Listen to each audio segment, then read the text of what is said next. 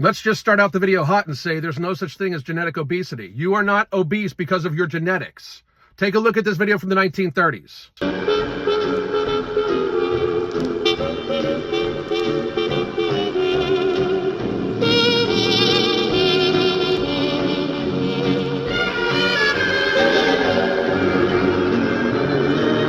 Notice the absolute lack of obese people, the complete absence of morbid obesity from that entire scene of just the generalized public walking around. And you can play videos from the 40s, 50s, 60s, 70s, even the 80s, where obesity is almost non-existent in the video, just to the general public. You know, pictures of Disney opening, pictures of the beach, all these things where there's almost no obese people at all. There's almost nobody that's even overweight in any of these videos. And that's because it was very, very, very rare up until recently. Our genetics did not change so much that you are genetically obese. That is just a complete societal lie that people tell themselves to try to make themselves feel better about the gluttony that leads them to both being sickly themselves and putting them in a state of societal burden. You are burdening all of society by being morbidly obese. It is unhealthy for you. The level of population health is, in fact, a factor for all of our lives, according to this guy.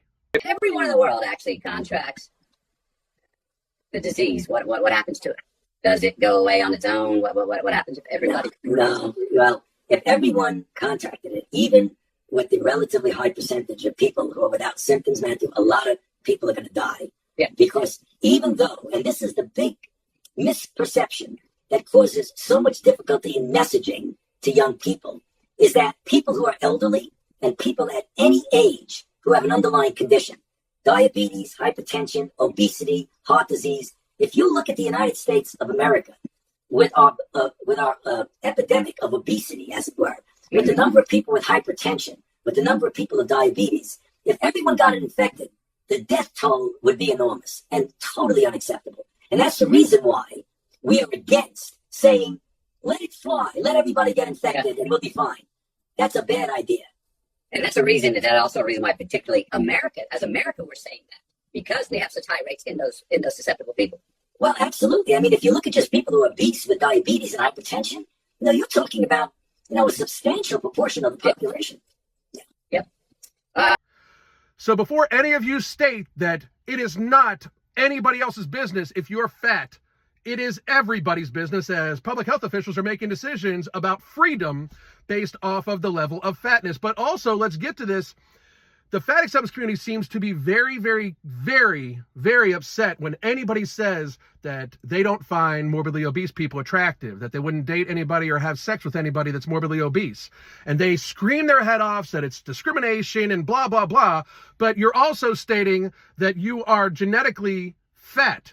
If this was true, if we were to believe you, why should anybody ever want to mate or possibly mate or take the chance of actually producing offspring with somebody that's morbidly obese? We are genetically hardwired to try to find the healthiest mate to produce the healthiest offspring because nature is a real thing. Reality exists.